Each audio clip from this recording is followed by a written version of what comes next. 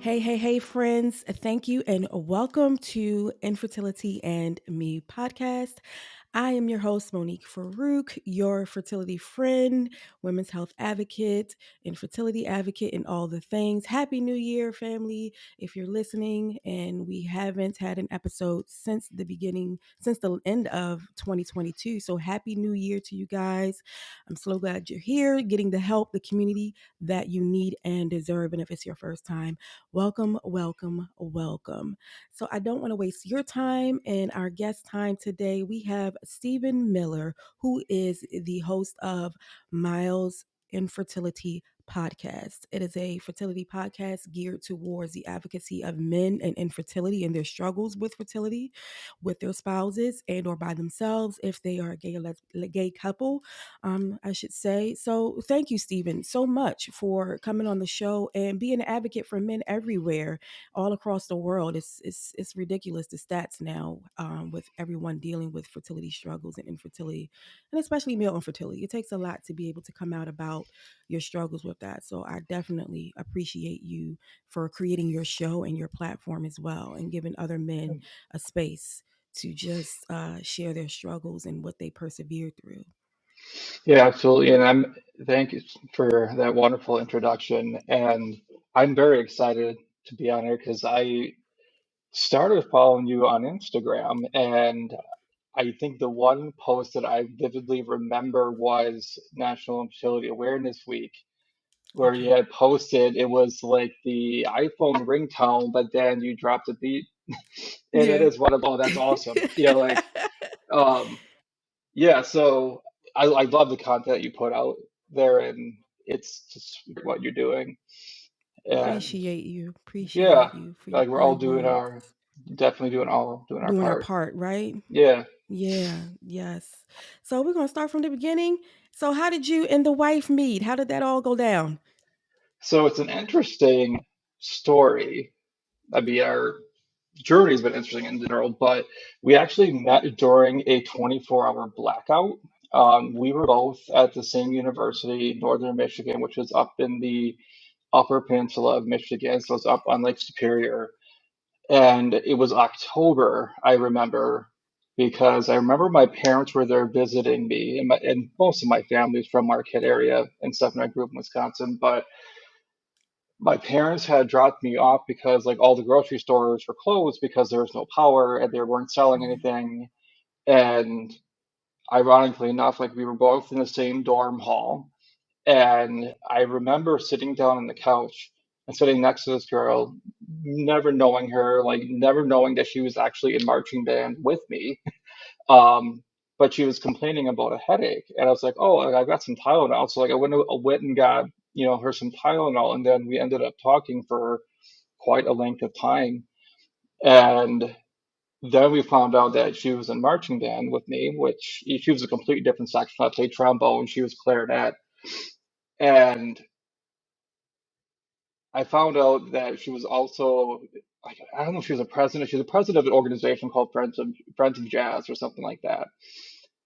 And I was like, oh, I need to be in that group because like I want to get to know her like better. And so I joined that group, and ironically enough, I ended up being like her secretary, like helping her out and stuff. But that's really how like we ended up meeting was during that blackout. Wow. And and it's funny because a lot of our friends at the time like didn't think that we were going to last 2 weeks because we were very opposite in personality. She was very much like just going to stay in my room, reserved, not really going out.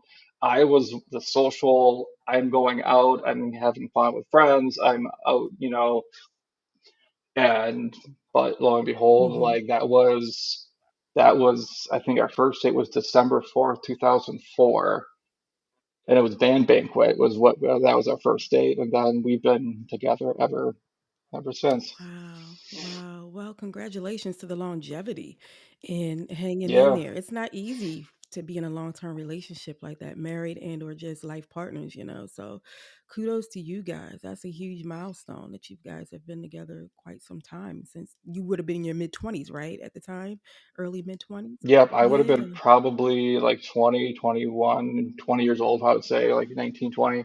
Yeah. Yeah, I Wow. mean, there's been definitely some ups and downs throughout the journey, but Of I think course. Yeah, but ma- that's how it that's all marriage goes, and right? life.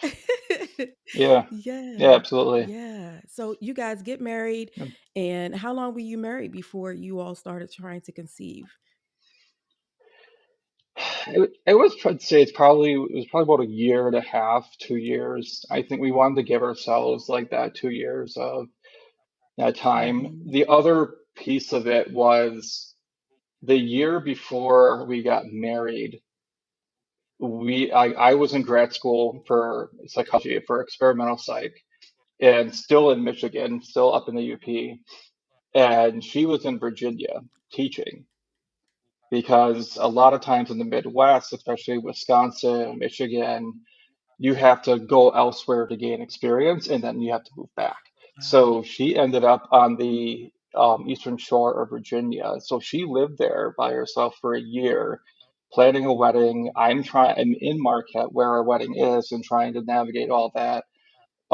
And like every other month I would drive out there. So it was 19 hours drive. So like, and oftentimes I would just drive through the night and have all my caffeine and energy drinks and drive through and then spend like a week with her, drive back. Um, and of course, like during breaks, I would be out there as well. Like Mhm. she'd be home, but so we had that time, kind of apart.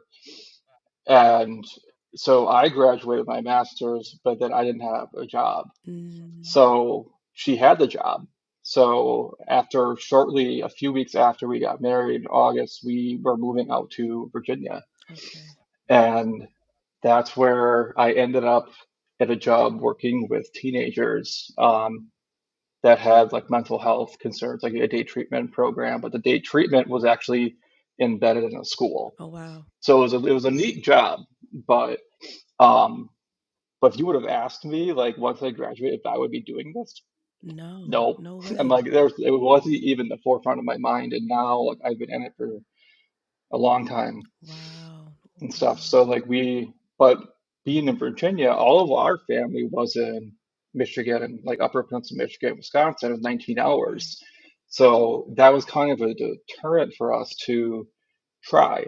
So once we started, well, like I said, a year and a half in, we're like, well, it's not ideal, but if it happens, it happens, kind of thing. And then, yeah, it never really came, never Mhm. happened. Yeah. Wow. Well, I will say shout out to you, Stephen, because they don't make them like you anymore. Nobody's driving 19 hours to see their betrothed and their loved one and their everything these days. Oh my gosh, some of the horror stories I hear about Mm. singles nowadays. So, yeah, shout out to Stephen for being an upstanding man and Yeah, I was trying. I don't compromising. know if I could Yeah. do it now. Yeah. I don't know if I could do the trip now at Yeah. one time, but yeah, though I mean, it was something that was important, like to make sure like we're both were supported, still seeing each other, and Yeah.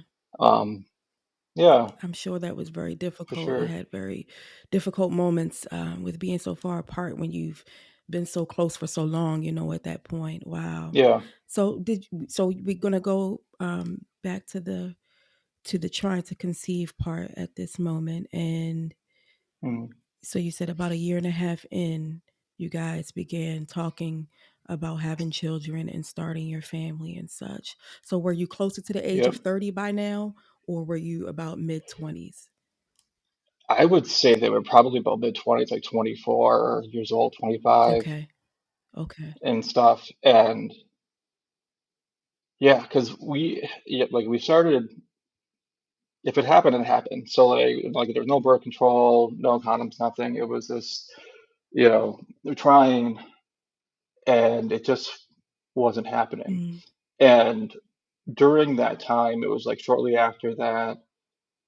I remember like it was after Christmas, and we driving 19 hours home. Like we leave at 5 a.m. and get to my parents' house by midnight. And we drive it straight, like, mhm. and I just remember thinking like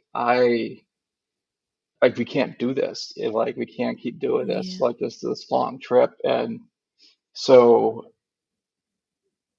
one of my good friends, like one of my best friends had said like, oh, you should check out this website. It's like MilwaukeeJobs.com or something like that. Mhm.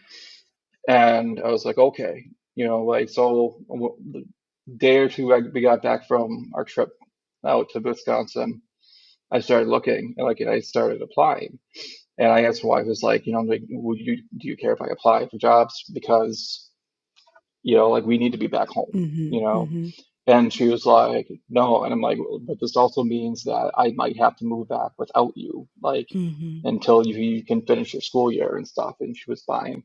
And then I ended up working a position in Milwaukee with kids that were court ordered, the wraparound program. Mhm. So they were involved with either CPS or juvenile Yeah. justice. Okay. So I did that for a little over here, but that meant I once again had to be apart, Mhm. like so I had to move back and in March of what was it, 2012, I want to Okay. say. Um, it was March of like 2012, I moved back and then so we were apart. And then I remember my dad and I flying out back to Virginia and then moving her back with us. And then we basically just drove back, like and had a U-Haul and everything. Okay. So, but then that was around 2012 that we really started like actively like pursuing wanting to have a child because like we were home, we were closer to family, like we had the support. I mean, I have an aunt and uncle that lives in Arlington, but it was 4 hours away. It was still not close. Um, and it was then that it was crazy. Like we've been trying for this, like this whole time, but Mhm. Mhm. it was crazy because like we were trying for more than a year, but like we went to a new doctor Mhm. and then they're like, well, you need to try for a year. So it was like another year that we had to Oh, try, I see. like, and it was Okay. like another, yeah. So it was, especially with different moves, because like we moved back to the Milwaukee area for about a year, a couple of years, and then we ended up moving to where we are now. Um, and that's really where our fertility treatments really started, like getting to go Yeah. on that journey and that path. Wow. Okay. So when you guys go to this new clinic where you actually settle down in kind of like permanently, right? In this in this new area. Yeah, Okay. So when you guys yeah. go, did anybody say anything previously about testing you guys further? No one had ever offered that to you? And not for me, at Okay. least. I from what I remember, like my wife Stacey had said that because I asked her, it's like, how did we even get into this? Like, how did this come about? And she she remembers talking to her OB about like like we're not finding success, like we're not being able to get pregnant and stuff. And I remember the OB like was a very excellent doctor, and then she ended up moving out of the area, which is unfortunate, but she was very good. But she did test me like and her like this initial kind of workups. And like I found out like I had low sperm count. I want to say low morphology. Okay. Um, so at that point, that's all we knew, like because everything else looked fine. Like she did an HSG. She did all of her blood work and everything like that. Um, so everything on her end like looked great. So I think I initially found out about my little sperm count. Like sh- I'm trying to remember like the timing of it because like it Mhm. was like literally right after her HSG. Okay. And HSGs are not fun for a woman. Like it was cramping everything, like not feeling great about it, and then somehow like it came out from the doctor that was doing it. They're like, oh, like your husband has low sperm count, and I don't even remember through all of that. Like we're all trying to figure out like what's going on, like what caused this, right? Mhm. And trying to figure out like what was it that like did I do something? Like was it you know was it how much like was alcohol a factor because I drank like a lot in college and like we're different medications. Like I have ADHD, so I take Okay. Adderall like to help with medication like that. So it's like Yeah. those kind of things that were left trying to find meaning, but then it's it's interesting because I'm like reading a book right now called Nonsense, The Power of Not Knowing. Um, I'm trying to think, it's like Jamie Oh, Holmes or I'll something find like it. that. Like Yeah, I'll I'm go down a Google Yeah, you'll rabbit find hole. it, um but it's interesting because he talks about like the ambiguity of not knowing, like, and what do we historically do? Like we try to find meaning and we try to find patterns. We try to find what caused this, right? And even research shows that things that are unrelated in our minds will try to figure out like, oh, that's a pattern, that's a pattern, that's what, and they're like, no, they're not even related. Mm, Um, but that's that ambiguity of infertility. Like it's like driving through fog. Like it was in like I remember driving home from work one day and I knew that I you shouldn't take pictures while you're of driving, course we do. right? But we do, right? So Mhm. like, I was driving and I could literally see like the fog wall, like driving, like it was all clear, and then I saw this fog wall, and I'm like, oh, I have to take a picture of this. And I took a picture of it and then put on it right in front of it, like it says infertility. And it's like driving through that fog, right? Because we don't know what's on the other side. Like we can guess, we Mhm. can estimate what would maybe happen, but we truly don't know Not at all. until we're in the thick of it, right? And then when we're in the thick of it, we don't know what's on the other side, Yeah. right? We don't know what the outcome's going to be. No. So that ambiguity of not knowing, like drives us to find meaning, like in what our experience is. Yeah. And I like the analogy you gave of infertility being like driving into fog because it's like, do I stop and pull over and wait a few minutes and let my eyes adjust? Yeah. Or do I move forward not knowing what's coming right in front of me? If there's another vehicle, a bigger issue, a small issue, lots of tiny issues, lots of big issues. So Hmm. yeah, I feel that. That gave me chills actually. Wow. Yeah, it is very much like that. Very much like that.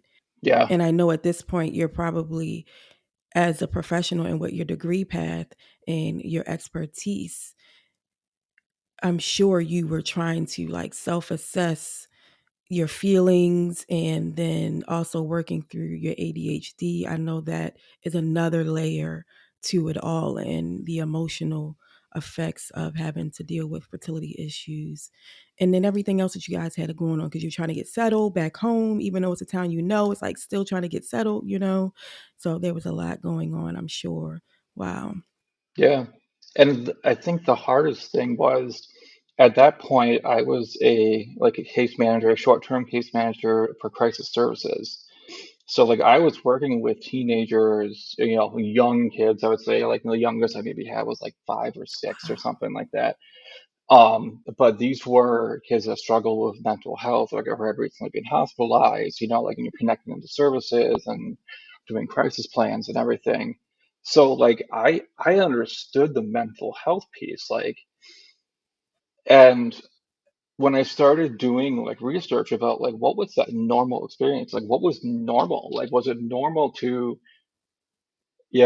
be depressed about this, Mhm. was it normal to have anxiety, like what are the things in my head that are going on? Like, what is normal, what's not, And it left me wondering because at that point there was no podcast, like there are some now, like, but a lot of them are overseas, from the Yeah. United States, which is not a bad thing. It's, there's similarities, but it left me wondering, like, what was that normal experience? Because I could remember putting pressure on myself that like if I didn't have a child or a biological child, that my family tree would end.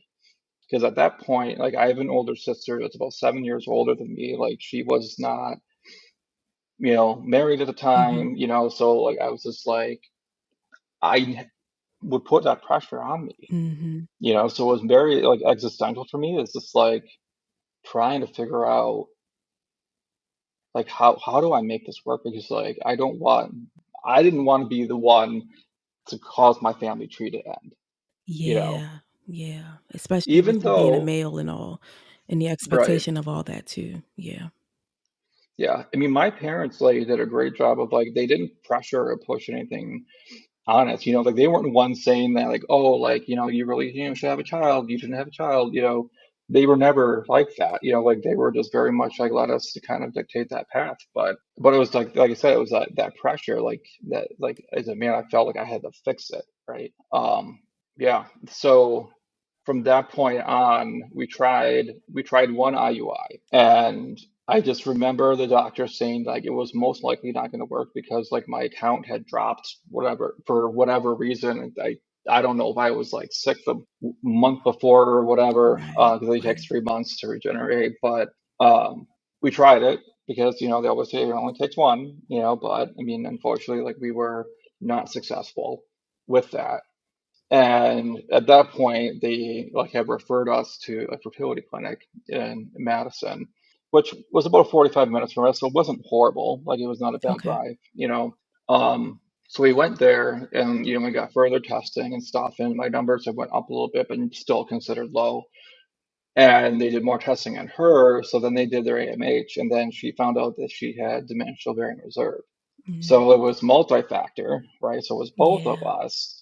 But interesting enough for me, I put more weight on my issue than hers. Like I felt like Mm, mine was the main reason why we're here, even though we both had issues that really made it difficult. significant. Yeah, Right. yeah. But I was discounting her issues because I was taking ownership of like my stuff was more like the reason or more the cause than hers. Like. Mhm, mhm, And I'm guilty of doing that. I still am taking ownership of things that aren't necessarily my problem, right? mhm, But I just remember like thinking that way. And so during this time, so like they did further evaluation on both of us. And the one doctor had found like as if like there was a cyst on the ejaculatory duct. And he's like, I don't know wow. whether or not like that's causing a significant factor or not, but he recommended the surgery. And I was like, okay. And he said like, well, like it's $5,000 and like we need it paid up front before you do it. And I'm like, my wife's a teacher, like I'm a social worker. We don't have $5,000, laying around, especially in our 20s, right? We just Yeah, don't have just that getting kind of started. money. Yeah. Right. And I was just like, okay, well, like if I wanted to get a second opinion. Because if I'm gonna invest this money, like or put this money down, like I want to make sure like this is gonna be like a legit thing. And so we went to another hospital. It was a urologist, and they were, advertising like free like consults. Like it was Mhm. more of like that second opinion, getting a free second opinion. I was like, okay, well, I'll take him up on that. Okay. And my wife and I went to the doctor. It was a urologist, and I told him about the surgery that was recommended, and he looked up the surgery on Wikipedia of all Mm, places, not a medical journal, not wow. like scientific web search thing, like it was Wikipedia, and I'm like, I just got to start laughing, like, are you serious right Seriously. now? But he then further recommended me to another doctor in Milwaukee, which was still about 45 minutes an hour. I was like, okay.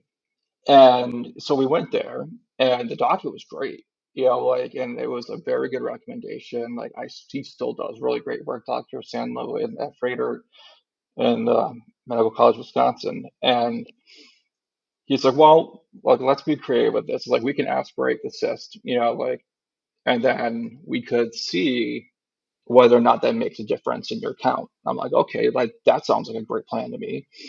And so we did that. And I kid you not, that needle had to have been at least a foot long, or if not longer. Like I looked at it once and like I turned my head. I'm like, I am not looking at this thing. It was huge. I was like, okay, it's so I remember like numbing. I didn't feel just a pinch, like I didn't feel anything else. And then we waited, I think, like 3 weeks or something like that. And yeah, it maybe increased it a little bit, but not significant enough. Mm, So I was like, on okay. one hand, I was glad that I didn't have to spend $5,000 for nothing. Yeah. But Yeah, on the other hand, absolutely. like we're right back to square one of like, now what do we do? You Mhm. know? So then we had to really confront the idea of doing IVF. And that was a lot of conversations because in Wisconsin, there is no mandated coverage, everything's out of pocket. Yeah. Yeah.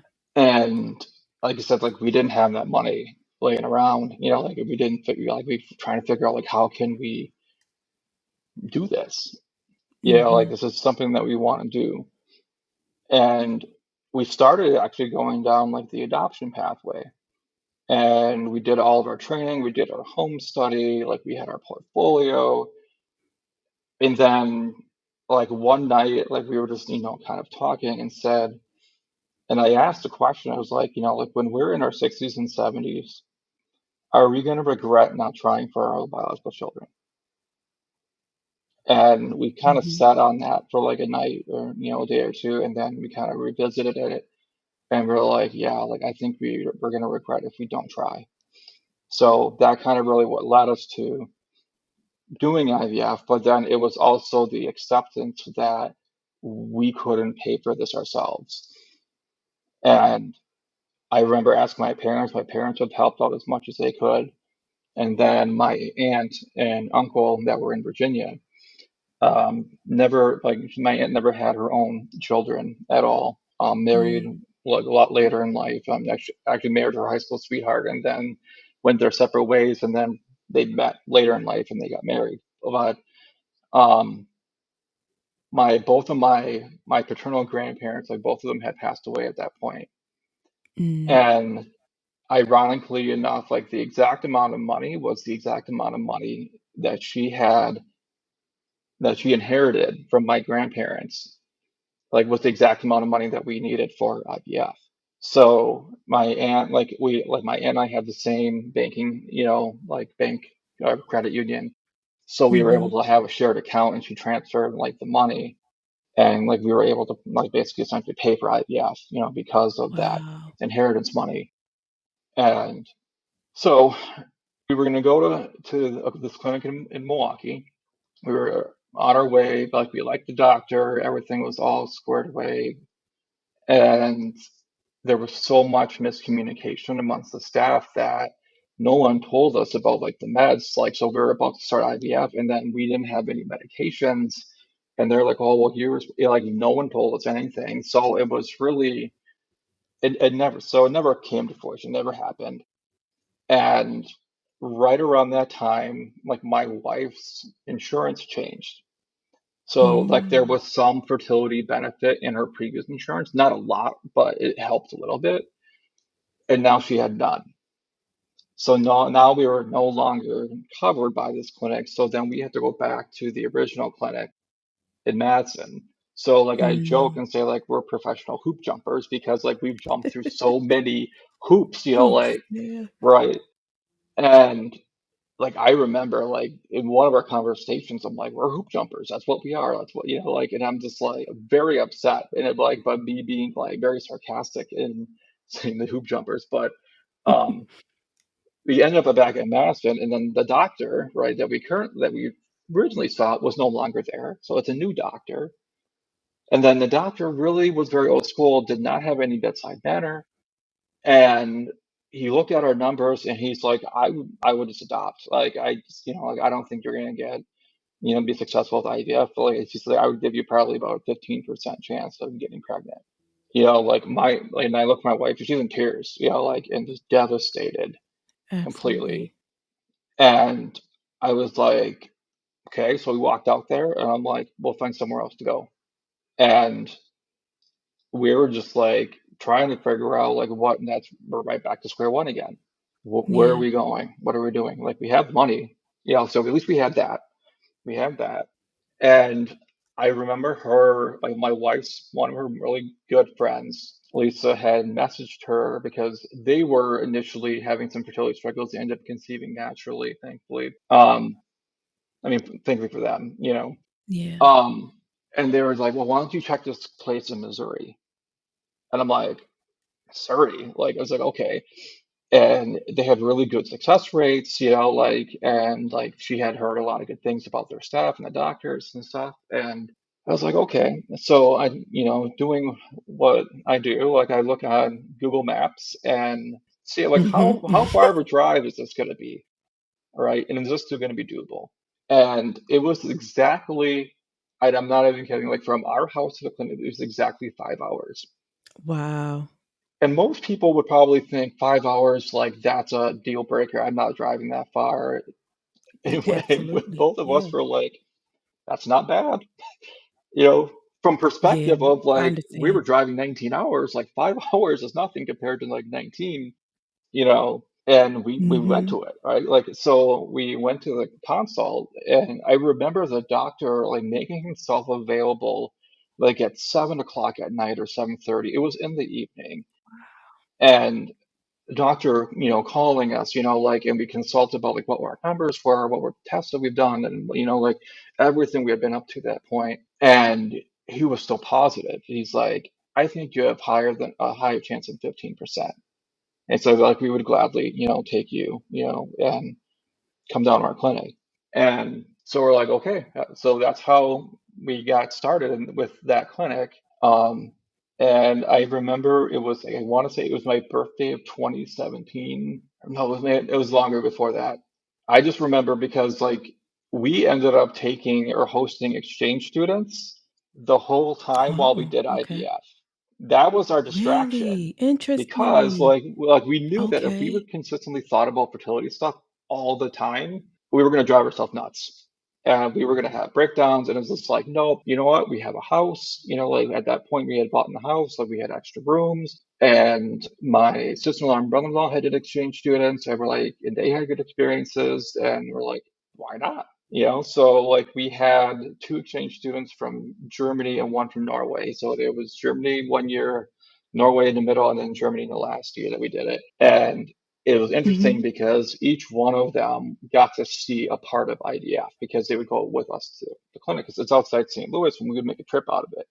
You know, like we went up the arch and like did all kinds of fun stuff. And but yeah, I remember like driving down to the appointment, you know, like we'd take a day off of work, you know, like we would drive 5 hours, do our 30-minute appointment, go fuel up, have lunch, and then drive back 5 hours. And we did that like for I don't know how, at Wow. least a year. So and not all of our appointments were like had to be at the clinic. So like a Okay. lot of the blood work and stuff you like could do You could do locally, locally, right? So right? I mean that was her going, Mhm. you know, to Janesville, which was like 15, 20 minutes from our house. So it wasn't a bad, you know, it wasn't a bad drive. But yeah, so like the major appointments, so like we had to be there. Like and it was May of like 2016, I want to say, or 2017. I don't even remember at this point. But um it was my birthday and she had her first egg retrieval. And that Okay. was extremely hard for me because like I said before, like I was taking Mm. ownership of I'm putting her through this. It's because of my issue, my medical issue. I'm causing, you know, and I remember thinking to myself that she was wheeled out because she was under anesthesia, like she was waking up, and you know how they look after you've been put under anesthesia. And I'm like, is this worth it? Mhm. Is this worth putting her through Mm. all of this, you know, and seeing her look like that, you know, like it was hard on me. And it got easier, you know, as we did more because we did a lot of egg banking because of her dimensional variant reserve. So we did probably, I think, 4 rounds of egg banking, Yeah. and then um, Mhm.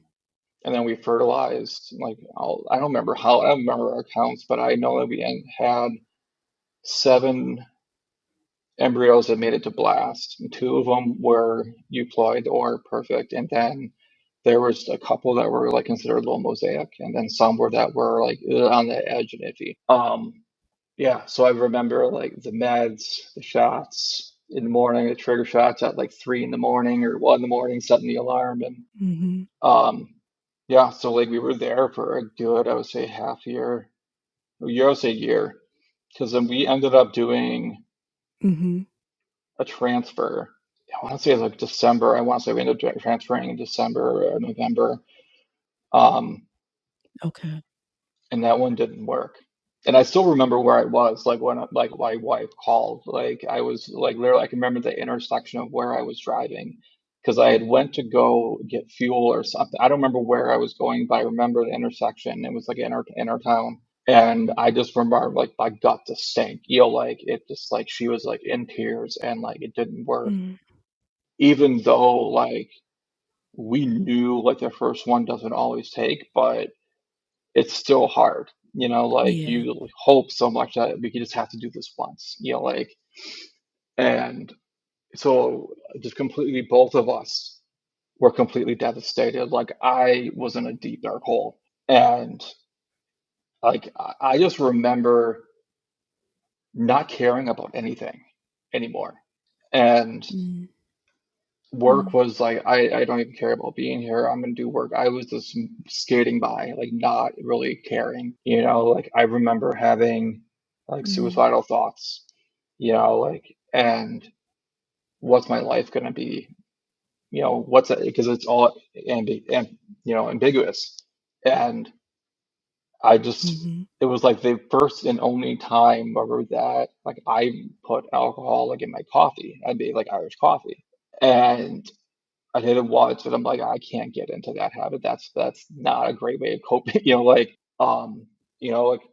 While trying to become a right. mom You and know, like dad it's like and I just, do it together. Yeah. Yeah. I like then understand. I got into counseling, and I don't know, the counselor itself was okay.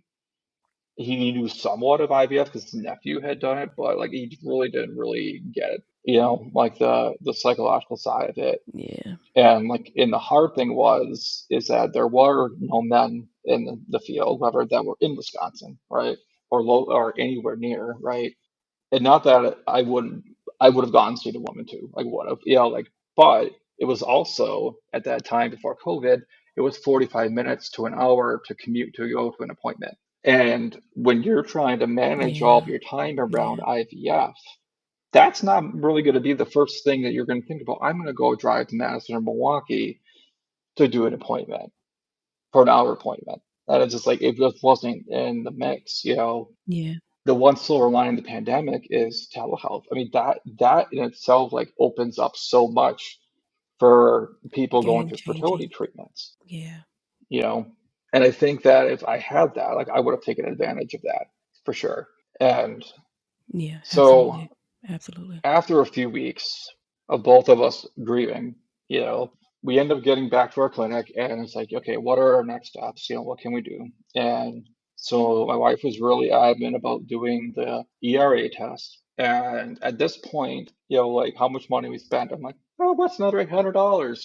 You know, like it's just like, I'm like, whatever. Right. Like if you Exactly. really feel like this test is gonna do anything or like or help identify anything, like go ahead. You know, like so we ended up, you know, paying for the test and did a mock cycle and stuff, and it probably didn't change a whole lot of the protocol, maybe like a tweak here and there, but um, so that we finally like then we came back in March, and then we're like, okay, like we really wanted to transfer two, and so we had one normal, you Okay. know, embryo left and one little mosaic.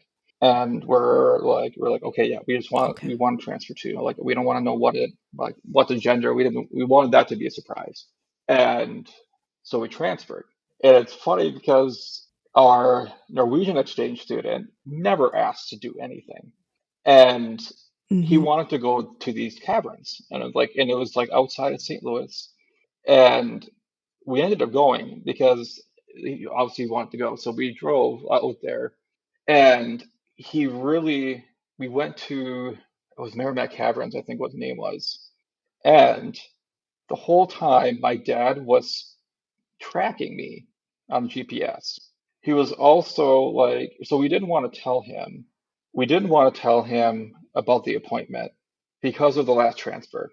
And since the transfer failed, we obviously at that point like we didn't want to let anybody know about like what our appointments were or anything like that. So I had forgotten that I allowed him to track my GPS on my phone because usually when I'm traveling up there to see him, he's always calling me, ask me where I'm at, where I'm at, where I'm at. And I'm like, here, just I'm gonna put my phone on your iPad, and like you can track to see where we're at, right?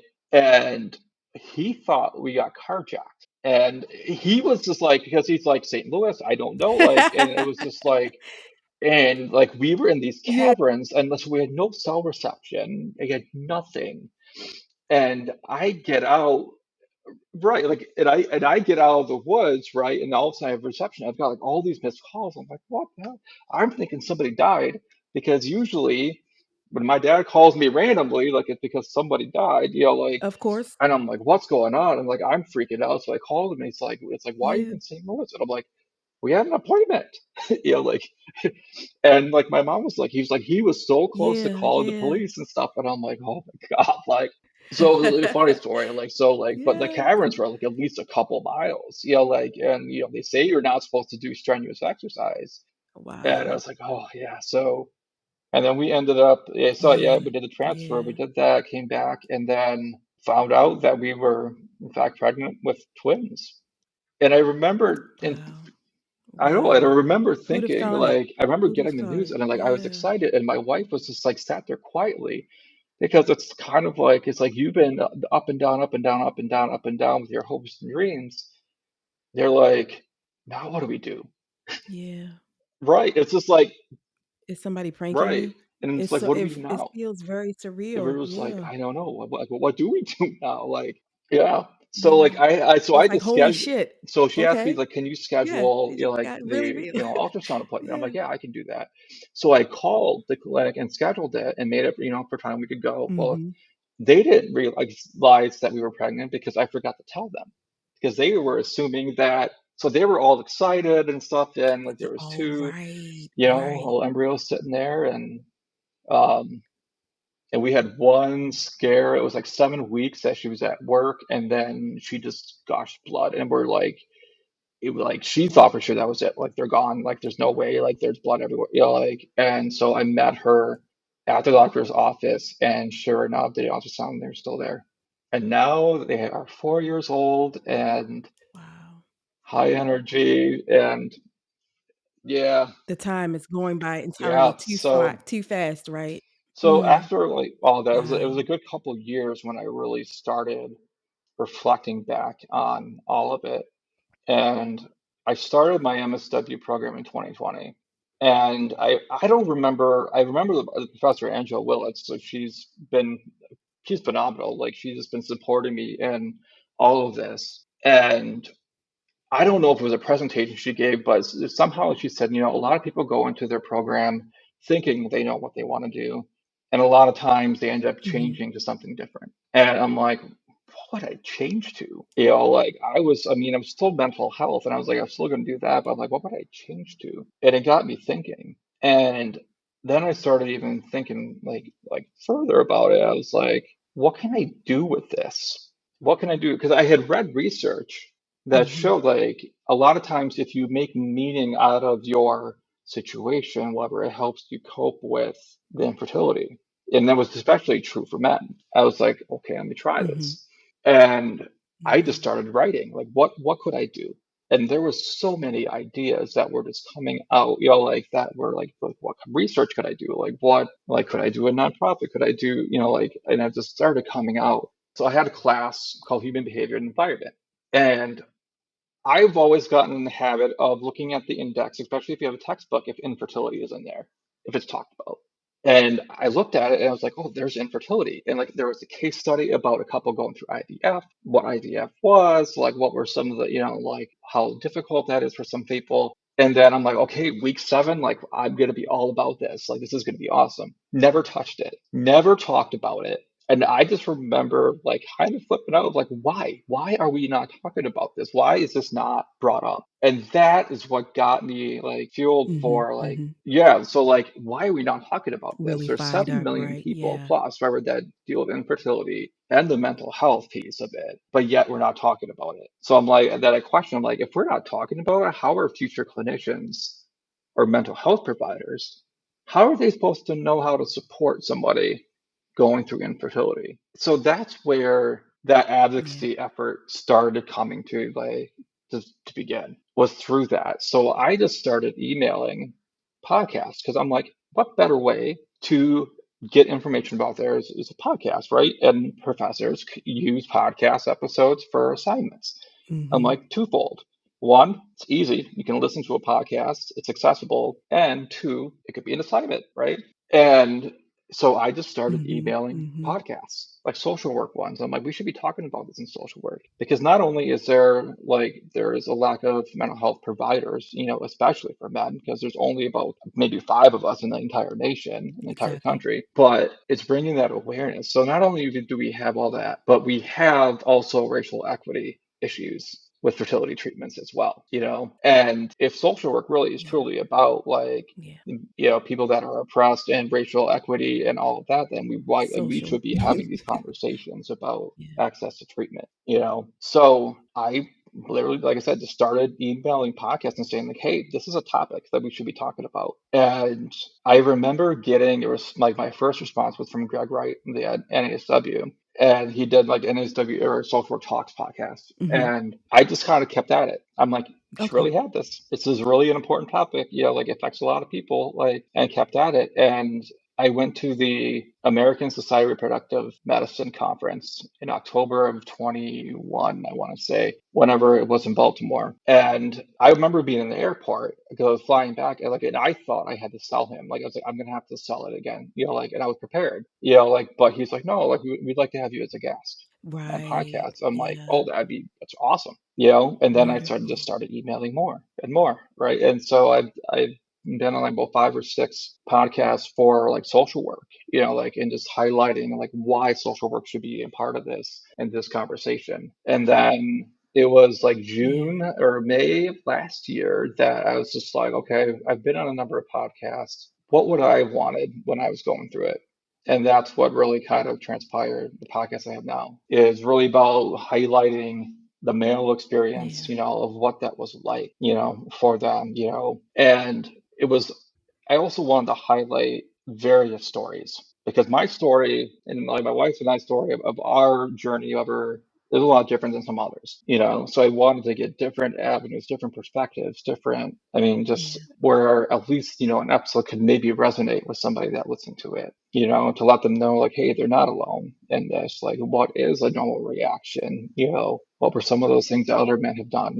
Kind of giving them that space to kind of Mm-hmm. make them feel like, no, this is something bigger. Like, there are other people out there, that experience this, and men are often, considered the silent partner through all of it because, like, the women, I mean, get the physical and the Mm-hmm. emotional, like, and the hormones are no joke. Like, I took Clomid, so I got like a very little bit perspective on that, Yeah. but it is, Yeah. right? It's a wild ride. Um, Yeah. but I also don't feel like men should Yeah. neglect like their emotional, like their mental health either, and often men do, like they try to be strong for their partner, like, and oftentimes by them not reacting, it gets misperceived as they don't care, they don't want a family. And that's really not even remotely close, to a lot of men. Like, no, I want to be, I'm in this, like, and I think, women in general like want to see that like you're in it, with them and stuff and kind of get in the mud and the thick of it and stuff and know how much it. Yep, go ahead, Zim. Yeah, and as a woman, yeah, and as a no, you're fine. So as a woman, I feel like a lot of times, even if you don't have the words, you don't have the ideas, you don't have solutions, even just saying like, dear, like, love, my baby, Hmm. my everything, whoever, whatever, what if you call your spouse? I don't know what to say. Yeah, I'm speechless, but just know I'm here with you. And a lot of times that's enough because we know, because we're freaking halfway speechless most of the time going through this whole process and trying to wrap our minds around it, yeah, even being scared and having scares during pregnancy, like with you guys and such. So yeah, just even if you be like, yeah, dear, I don't know, but we're going to figure it out, somehow is enough. And I think men and yeah, women, both of us are like, yeah, we both forget about it at some yeah, point too, as well. yeah. Yeah, for So sure. Yeah.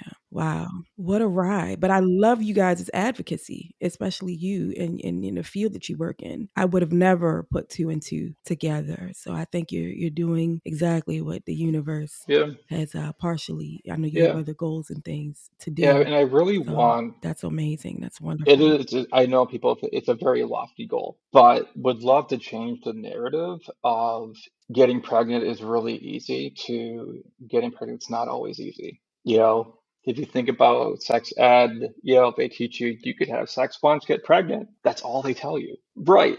And it's still that narrative, right? Scare the That living crap out getting of us. pregnant Yep. is super easy. Like I had read a textbook on reproductive trauma, and in Hmm. there they were saying about like how the invention of birth control also led to this idea that getting pregnant can be controlled and easily achieved, like just get out birth control, Mm-hmm. right? So a Mm-hmm. lot of That's so true. people in their 20s don't have that awareness of what infertility is. And that's the next generation, right? That's the next generation of going to be building Yeah. their families. So, like, why do they have to learn through getting diagnosed when we all have knowledge of cancer, diabetes, like any other medical disorder? Right, Everything else seems more mainstream, right? Everything else seems so much more mainstream, and this is still kind of hush hush. right. Even though there's a lot of us now on the interwebs creating platforms such as yours and mine, and creating the awareness. And I have had some people, and I'm sure your page has too, that are not in it, Yeah, but they see the content, and then now there's this bug in their ear, like, damn, I'm gonna have to remember this, or I'm gonna have to refer back because maybe I should go and get my. I had someone a long time ago email me, and she was in her 20s, and she was like, I would have never thought to have my reproductive organs examined yeah, before I wanted to actually pursue motherhood. But, thank you for the work you're doing, because now I know it's something that we should be doing in our mid to early 20s, and making sure that things are yeah. okay if there's no Yeah. And evidence of it also, it's physically spreading yet, that awareness and letting them know Yeah. that this is a Yeah, for thing. sure. This does impact people. And it's also creating awareness because the likelihood that one of them is either going to have infertility or know somebody is likely, right? And how many of the you should just adopt, you should just relax, you should, like those are all based off of myths and anecdotes, right? And it's about giving them the knowledge that how to support Yeah. their friend or significant other, like or themselves, like how do you support them? Because a lot of friends are speechless and they I don't know what to say, right? Yeah. So it's about providing that education with them of like what Exactly. this might Exactly. go through, because I think that will go a long way for some people. Yeah, Oh yeah, oh yeah. It's definitely life changing information when the awareness is brought into the picture, and we just have to keep fighting a good fight. It's not easy, yeah, and it's draining, and it gets tiring. But hopefully, we can stick it out for the long haul and show up yeah, when we can, in those times and moments when people need us the most, or at least can access our content that we've already created, and yeah. refer back and get what they need. And that's what it's all about. So, Stephen, if there's a last word you want to give our friends today listening, a word of So encouragement, I I'll know, give you the like floor in back. the questions you asked me, like what would I say to infertility if it was standing in front of me? And I don't know if you're familiar with the rapper NF, but he obviously raps about mental health. Like I love his stuff, like very powerful. And I want to say it was like intro three. I don't remember what album it is, but the line that he said was, I thought you had me in prison the whole time, but I'm the one holding the keys. And I see that right as infertility, right? Yes. Like Ooh, that gave me chills. infertility, like had me Mhm. thinking like I'm in this by myself. I can do nothing with this. I should keep this a secret. I should be shameful, right? But the entire time, like I was the one holding the keys to allow myself to become an advocate and talk about it and being able to share that story so other people can learn, from that experience. So to like all those out there that have that story, your story is powerful and people should hear it. People need to hear it. And if you can Yeah. find ways, even as simple as connect with your alma mater, all right? Like connect where you went to school. Like see if you can do a presentation on it, do a talk about what was that experience like. Because I guarantee any social work, psychology, or counseling, like they're gonna appreciate Mhm. the value in having that direct experience or in giving that experience over to people in the field. Yeah, I love that.